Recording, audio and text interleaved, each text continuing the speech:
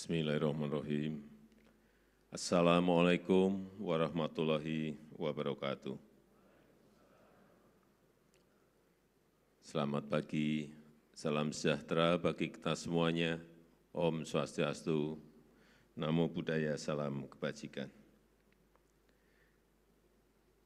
Yang saya hormati, yang mulia, para duta besar, negara-negara sahabat, yang saya hormati, para Menko, para Menteri, Kabinet Indonesia Maju,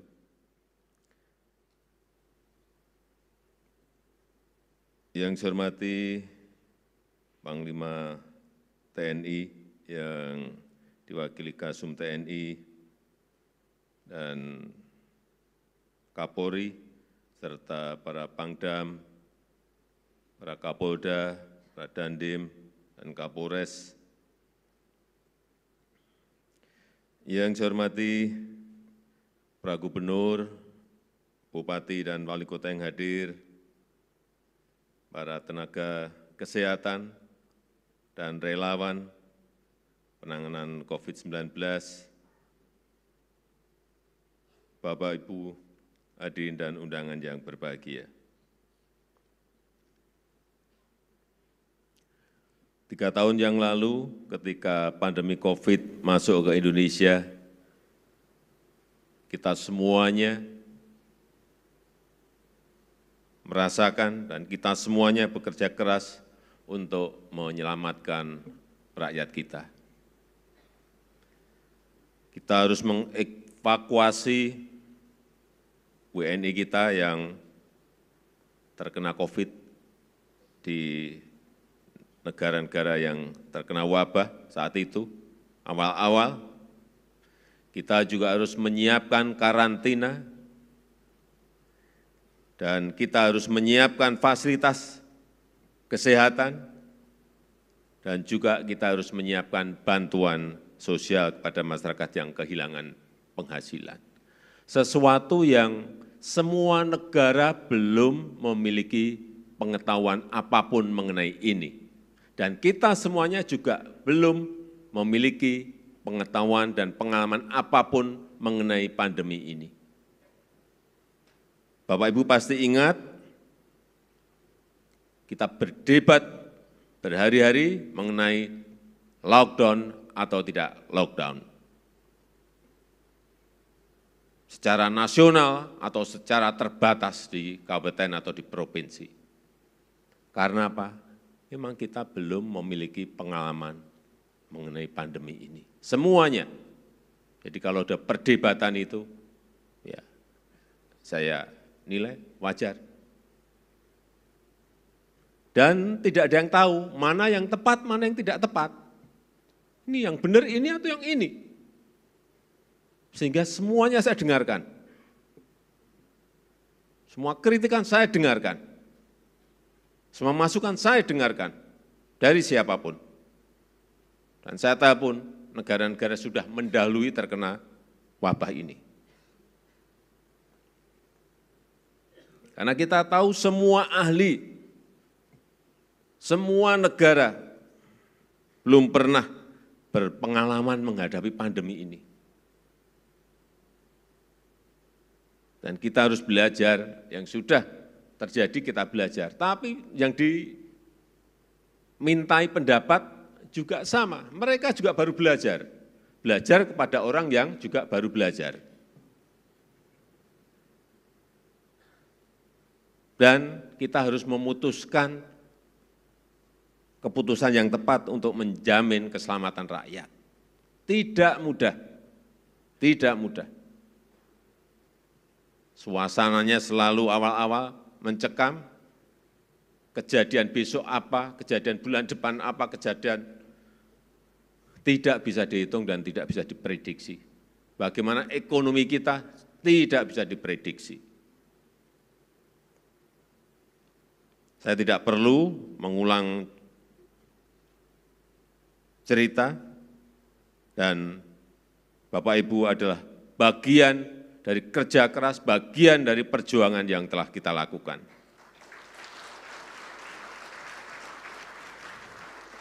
Yang jelas, di dibandingkan dengan rata-rata dunia, kita masuk negara yang berhasil menangani COVID ini. Di bulan Juni 2022, Dirjen WHO, Tedros Adhanom, menyampaikan bahwa penanganan COVID-19 di Indonesia termasuk yang terbaik dan cakupan vaksinasinya juga masuk yang terbaik. Yang ngomong bukan kita, yang ngomong adalah Dirjen WHO. Kemudian di September 2021 juga Johns Hopkins University juga menyampaikan Indonesia sebagai one of the best in the world dalam menurunkan kasus COVID. Yang ngomong juga bukan kita yang ngomong, mereka yang berbicara. Karena jelas kita berhasil menekan angka penularan, kita berhasil juga menekan angka kematian, dan kita juga berhasil menjaga stabilitas dan pertumbuhan ekonomi. Terbukti tahun yang lalu kita tumbuh, growth kita di angka 5,31%.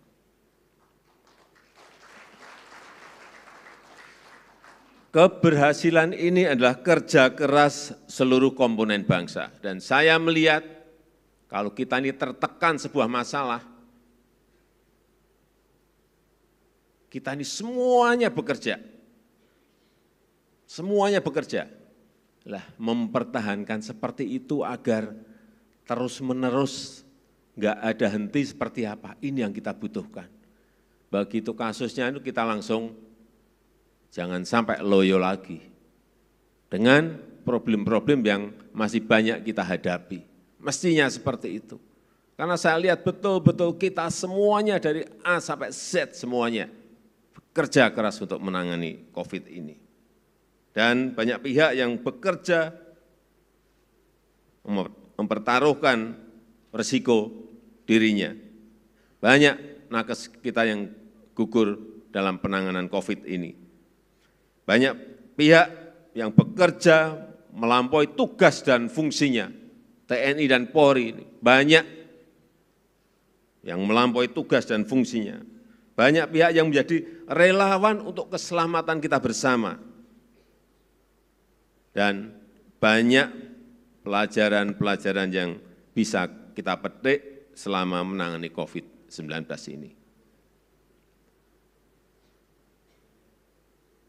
Oleh sebab itu, kita harus terus bergerak sinergis, mengerahkan kekuatan seluruh komponen bangsa, sinergi dari pemerintah pusat sampai ke tingkat desa, sinergi lintas kementerian, sinergi lintas lembaga, sinergi lintas sektor, dan sinergi antar lembaga-lembaga negara, pemerintah, DPR, BPK, dan lembaga-lembaga lain, serta sinergi antara pemerintah dan partisipasi masyarakat.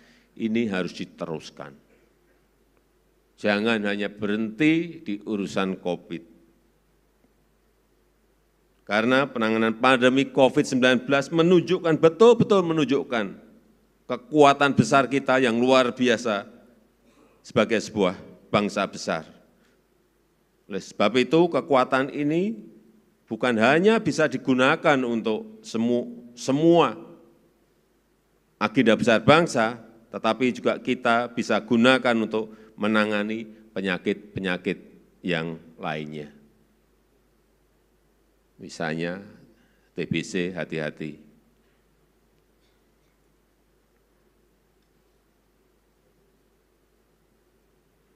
Stunting, peningkatan produksi pangan, penurunan angka kemiskinan. Kalau kita bekerjanya seperti dalam penanganan COVID, masalah-masalah besar seperti ini sebetulnya sangat cepat bisa kita selesaikan. Dengan catatan kita bekerja seperti kita dalam menangani COVID, mengatasi COVID. Sampai kadang-kadang saya bingung, ini ada singkatan apa PSBB seperti tadi Pak Menko sampaikan, belum PSBB, belum apa, singkatannya apa, kepanjangannya apa, muncul PPKM, ini apa lagi? Belum hal-hal yang lain yang baru-baru yang kita sebelumnya nggak dengar, muncul karena adanya COVID. Ada yang tahu singkatannya PPKM? Saya tunjuk satu orang gitu aja mungkin nggak tahu, saya yakin. Berani taruhan saya. Termasuk ibu-ibu yang tertawa belum tentu apa PPKM kepanjangan apa. Coba maju Ibu.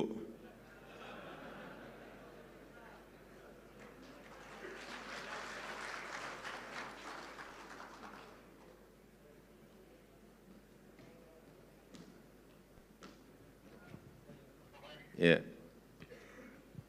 Tapi yang saya tanyakan bukan PPKM.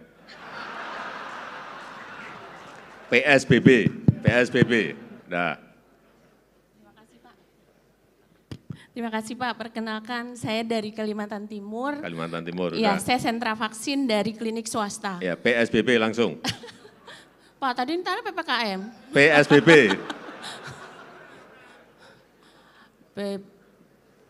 Pembatasan sosial. Ibu bekerja di mana? Saya di Puskesmas, Kepala Puskesmas, ya, Pak. sekarang Kepala Puskesmas, PSBB.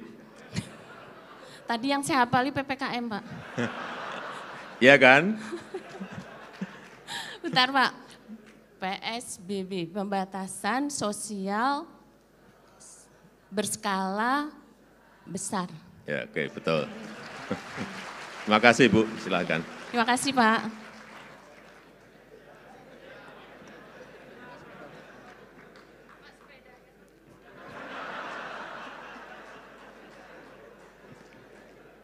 Nanti saya kirim ke rumah Ibu lah, sepeda.